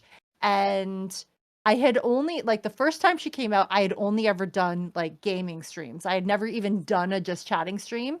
And so it was like this whole new concept for me. And I had so much fun with it that her creation caused me to start shifting into the just chatting realm of Twitch Okay. and allowing myself to make characters and be goofy and like it just opened up a whole new reality of Twitch to me. So I brought her back again last year, and I'm gonna bring her back again this year. I'm looking forward to it because it's just so fun. I mean, honestly, it's really just me, but I say I'm Ms. Claus and I'm a lot more over the top, if you will. Well, okay, not really. It's Oh, still just it's me, but a character. no. Now that'd be It's cool. not that much of a stretch, but it's just really fun to play with her as a character. So I'm looking forward to that this year. I'm looking forward to more IRL streaming, to be honest. I've done a few this year. My first few IRL streams, I was just surprised at how many people were actually around for them. I'm gonna be Yeah. honest, because I'm just gonna go walking in the woods. I don't know how to IRL stream, so I'm gonna hold my phone and just go walking in the woods. And it went so well, and I had so much fun. It's so awkward when random people walk by and are like, they hear some of the things that come out of your mouth. Like because I'm dirty, so I'm just like, "Ooh, little old lady just heard me talking about sucking on wood because maple syrup comes from trees." But she didn't hear that part.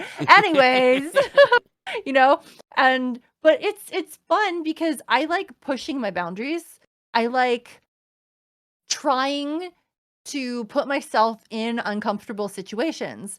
And one of the ones that I want to do, I chickened out though. I want to cosplay and go rock climbing at the rock climbing gym. Oh, so nice. one day I literally dressed up as Spider-Gwen. I got all ready. I drove all the way to the rock climbing gym. I walked in. I was ready to go. And I saw how many people were there, and I got back in the car, and I turned around and went home. I was like, Oh. nope. It was so packed. It was so packed. I'm like, I am going to get there because I am all about pushing the boundaries and pushing my comfort level and doing these things. It's going to happen. I just might have to work up to it a little bit because No, I totally understand that. No, that would be cool though. No, IRL streams are cool. Yes. I've had a lot of fun. I don't have any proper equipment Yeah. for it. I literally just have my cell phone. I want to eventually, if I can make enough money to anytime I get anything on Twitch, any penny, like this microphone paid by Twitch and my community, thank you, my GoXLR, Twitch, and my community, like literally everything I have I took the money from Twitch, I put it back into the stream. I haven't put it anywhere else. Yeah. Well, I've spent a lot more on the equipment than I've made from Twitch, I will be honest. But if I make things on Twitch, it just goes back into this to try to make more content. And if I can make a little bit, then I'm going to definitely, I think IRL stuff is kind of my next goal. Yep. For major purchases, because I really want to be able to do a lot more of that kind of stuff. Like I really like when I'm going to LA, I wish I had some of the gear to be able to bring with me to do a lot of I'm exploring LA. I've never been here before kind of thing. Yeah. No, I've noticed, like I said, I've noticed IRL streams because I'm even, surprised to see how well IRL streams do, but I guess it just must be our personalities as human beings. We're very curious about what other people do outside their Yes, true. I still want to be able to game at home and I am very variety, but yeah, I want to be able to expand myself a little bit. Yeah. No, it sounds like you got, like I said, you've got a lot of things on the burners to do, and like I said, you really should check out that getting that variety show going. So yeah, I think that would be good. That'd be cool. Because, I mean, come on, what's that one called? The Circle? Have you ever watched that? Yeah. That one. I mean, I started watching that one, and it was crazy to see that. And it's just like, okay, it's like, but yeah, variety IRL. I mean, it sells.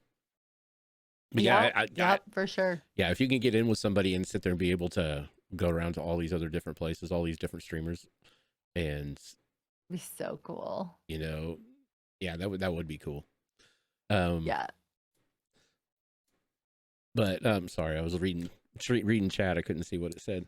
Oh, no worries, no worries. But anyways, I know we went a little bit over time. I told her it's like usually runs about 60 to 90 minutes. So, but there's just so much stuff. I mean, it's kind of hard to combine everything in, but But that's why I always ask people to come on later on so we can finish up and see what goes on later. So I would love to Yeah. have you back on later at a later time, whenever Yeah, before awesome. you become famous on the on the IRL circuit. Um, because I can see it happening, especially if you can make the right contacts. And like I said, I know because you said you are an actor and stuff like that. I'm sure you have a lot of contacts. What really quick though, what got you into acting?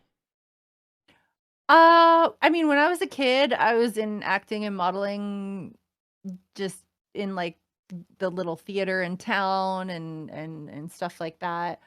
Um, but it's funny because as an adult, like I got out of it, went to college, blah blah blah. I was a massage therapist. I broke my wrist on a client, and I had to get surgery, and while I was in recovery from the surgery, I just was like, I don't know what I'm doing with myself. I'll take some classes. I took an acting class, and I was like, why did I ever stop this? Like, why did I ever get out of this? And I found a smaller agent, and I just kind of like started doing some little jobs, non-union stuff for fun, kind of while I was on leave. Like I have a nice little scar here. I don't know if it's visible, A little but bit, yeah. yeah. Um, while I was like recovering, I couldn't physically do my job. So I just was doing this other thing that also was a job technically, and I eventually got to the point where like I like this a lot more. I don't want to go back to being a massage therapist. I quit. Okay. So I just went into acting full time. I dove into it. I was very lucky in that it became a full-time income for me for a while, and I did really well.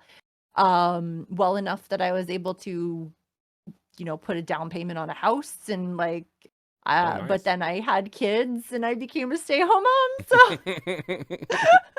I mean, um do you still yeah. act? Do you still dabble in things?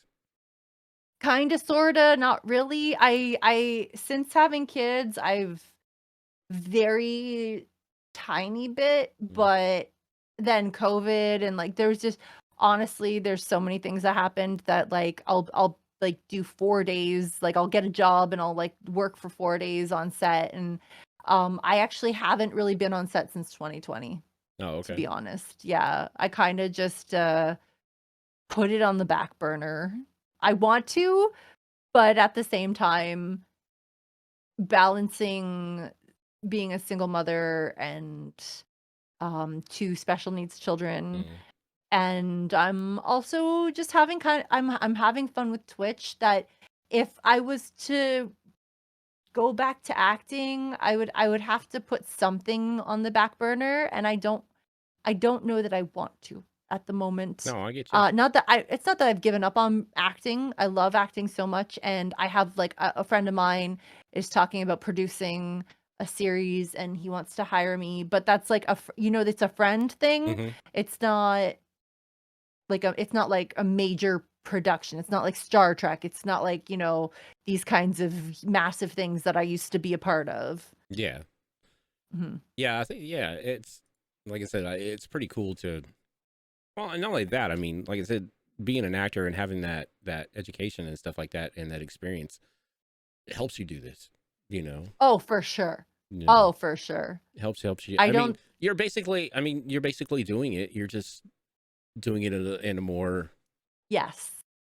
a place that It you don't have to. You call the shots, type of thing. Yeah. You're your own producer, your own I'm the director. producer, I'm the director, I'm the writer, You're I'm the the talent. actor, I'm the lighting, I'm the sound, like, I like friggin' everything. Like, you're like, literally, you're wearing every friggin' hat, media and, like, just every single hat, sets and props and wardrobe and makeup, and, like, the number of jobs on a set for Mhm. one person to be on camera, it's there's a lot of work, and honestly, people don't understand that's how much work you gotta do when it comes to streaming. You gotta Yeah. think about all of those things. Well, it's just like in the beginning of this, had audio issues at the start out. There was an echo. I mean, I don't have a production team over here that's like fix the audio. It's just Yep. like we had to, pause a few seconds in there until I figured out the echo and stuff like that. So yeah, people don't realize it's more than just Yep. sitting behind a camera. Mm-hmm. But Definitely. but I am gonna go ahead and break off of here because I know, like I said, I don't want to tie into your Sunday night any more than I already have. But I do appreciate you doing this with me. And like I said, um, I would love to have you back on at a later time and Awesome. go through, see what happened, and see if, like I said, I want you on before you become, famous of doing your streamer or your streamer takeovers. But no, that is a cool thing because, like I said, there's a lot more questions on here. Like I said, I sent her the questionnaire list. It's like, okay, this is it, but I knew we weren't going to be able to cover it all. But I did it was a pretty good conversation, and that's what I like about it, is just having a conversation. Yeah, this has been great. I've had so much fun. Thank you so much for having me on here. No problem. Thank you for being here. And also, what I usually did, I started something last season, doing like rapid fire questions. I have like just basically there's 10 questions and answer them within 60 seconds.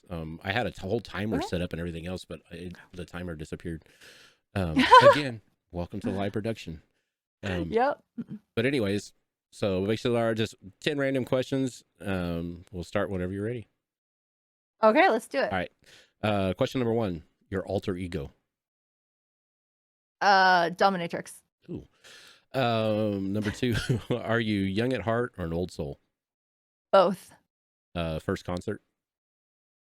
Stone Temple Pilots. Ooh, even nice. What do you do, or where do you go first when you go to a mall? Uh, Food court, usually coffee. Coffee. What's the last song you listened to? It's called Dennis Dennis. I want to be with you, or what is it? It's like this. It's a Middle Eastern song. It's hilarious. I don't know. Yep. What's your great. what's your comfort food? Sashimi. Sushimi. What is that? It's raw fish. It's like sushi but without the rice. It's just the fish, raw Oh, fish. okay. Yeah. Iron Man or Superman? Superman. Iron Man's too cocky. I think we talked about this earlier. Text or talk? Talking. Unless I'm busy, I like texting. Like I want to be able to do, if I'm multitasking, texting. Yep. But I prefer talking. The best movie villain. If you've ever seen the movie Tank Girl, the guy, what is his name? The actor in that, he as an actor is like the best movie villain in so many movies. But I kind of really love him in Tank Girl because that's like one of my favorite movies ever. Okay. I know you said you're not like big on TikTok, but everybody has one. Who's your TikTok crush? I can't remember his name, but there's this guy who has this mask on, but it has like these light up faces that he does. Yep. And he's like really friggin' hilarious. And I think him because he's really funny and entertaining, and like it's not about his looks, it's about his personality because you can't even see his face. Yeah. So. No, I like that dude Yeah. too. He's pretty cool. Yeah, you know what I'm talking about. Yeah. Yeah. I've seen a lot of people trying to mimic him on there, but yeah, I know who you're talking about. Yeah. He's actually pretty big on there when it comes to that, and just making a lighted up mask. Yeah, with all of his. Right. He's got a lot of people that duet him, so that's pretty cool. So the last question, as a content creator, or anybody, just as a person in general, what would you tell somebody who is struggling to find themselves? Do the things that you feel the urge to do to figure out who you are and what you like. Because if you don't try new things, then you're going to just regret not doing things. And it's better to try something and not like it and find out that you don't like something than just trying nothing and living in regret. I like that. Yeah. It's very, very, very straight to the heart. I like that. And I think that so many people need to be that way, you know. Yeah. Like it's like we talked about earlier, you know, we burn ourselves out trying to find out, trying to keep the numbers up, trying to get everything else, trying to do this, especially in the content creating world. It's in real life too, because I mean, we're so adapt to social media. You know, I mean, I've even caught myself. It's like I'll look at my freaking, if I've posted something, that's the first thing I look at in the morning is to see if how it did. You know, it's crazy. I was always one that says I'm never gonna do that. Yeah, I do it. But no, that's true. I like that. But any last words for anybody, and also tell them where you stream, or tell us where you stream. What's your kind of your? Do you have a consistent schedule? Do you stream on a consistent schedule? I try to stream consistently, usually Tuesdays at 10 a.m., Wednesdays in the evenings, sometimes like around 7 p.m. ish, and these are Eastern Standard Times, and then Fridays at around 9 p.m. That's what I try to aim for, but it really does not happen that way. Yeah. Oh, yeah. So I usually tell people follow my Twitter, get into my Discord channel, and then you will see when I go live, because that schedule is it's a target, but I often miss. Hey, I totally understand that. I think consistent schedule. I mean, having I don't know. I really don't think content creation. Maybe back in the day, but I think now I don't think a consistent schedule is like. I don't think it's a need, especially if you're first starting. Because It's not a need, but I feel like it definitely helps with growth.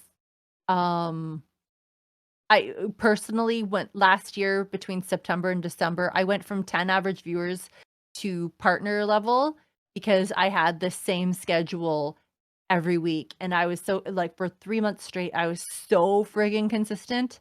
And I felt like that was that plus networking and Mhm. getting myself out there and posting on other platforms. So the combination of those two things was massive. And then being inconsistent since then, and missing literally chunks of months at a time. I'm not even remotely close to that, but that doesn't like I mean, I care, but I don't care. You know what I mean? Like Yeah. it is what it is. I personally know that if I were to be consistent again, I could get back to those levels, but I'm not able to yet, so I'm not going to sweat it. Yeah. Well, Yeah. and yeah, I mean, like I said, that should be.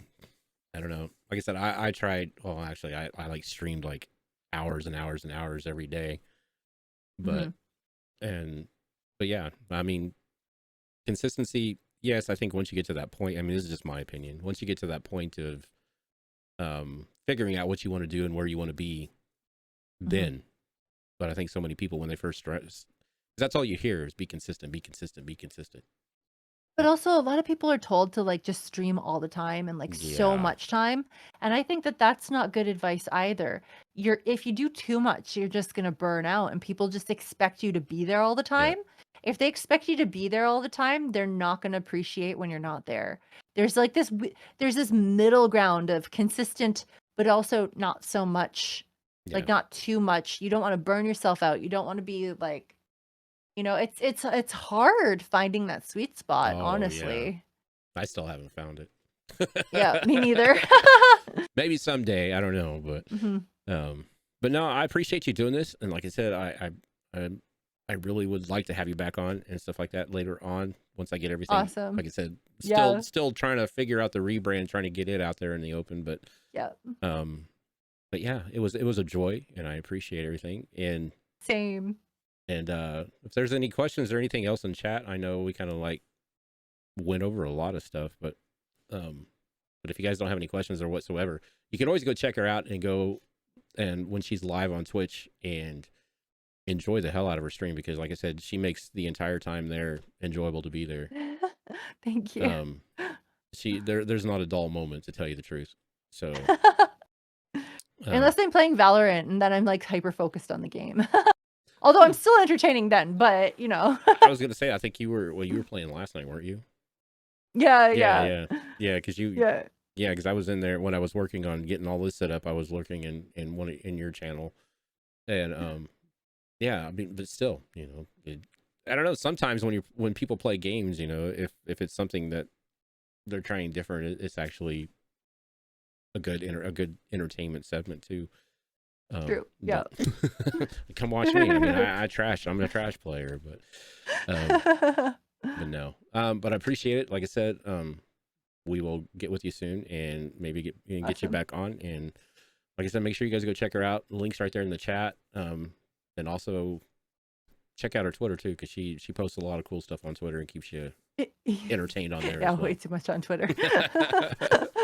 But the next show, just stay tuned to our Twitter for the next show. I am still waiting on some confirmations and stuff like that. Like I said, we're just slowly getting into it. It's not going to be like it was before, where it's like boom, boom, boom, boom, because I'm not gonna wear myself out. And plus, like I said, I feel that I don't give the 100% that I want to give to everybody when I do bring them on here. So, but stay tuned, because we're also going to be bringing up some things after the first of the year. I have, and I would like to talk to you after the chat too, if you have a little bit of time. Yeah.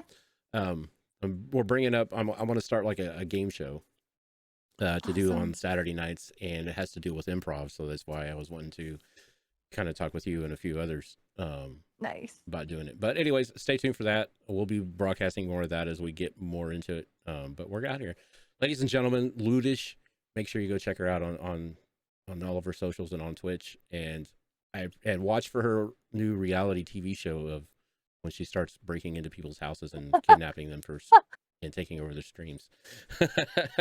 Oh, awesome. But Yes. Brimes, I want to say real quick, Brimes, thank you for the follow. Hi, I'm sorry I didn't get to talk to you. The talk shows, we just kind of leave it open for people to enjoy the conversations. My gun is huge. Thank you for taking care of that, the hellos and stuff like that. But yeah, stay tuned to our Twitter and stuff like that, and we'll let you know when the next episode is. But you guys have a good rest of your night, and I want to thank you again for being here. And like I said, Thank you. we will see you guys shortly. Sorry, there is no ending stream, so we're just going to end. Bye-bye.